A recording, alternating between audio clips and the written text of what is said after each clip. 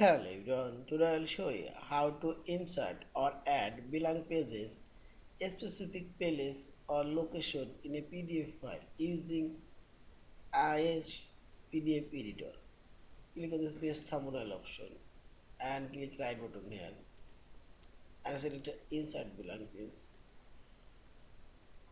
and blank page dialog box now open. Now select where you want to put your blank page. I select after page number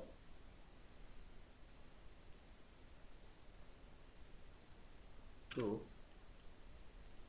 and add inside 3 pages. Now select OK and see this page number 2 and 3 blank pages inserted. Also get insert pages.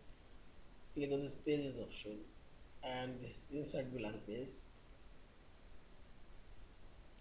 and I'll insert blank page end of the document and amount of page 1, and see this. In this way, insert blank pages a specific place or location in a PDF file.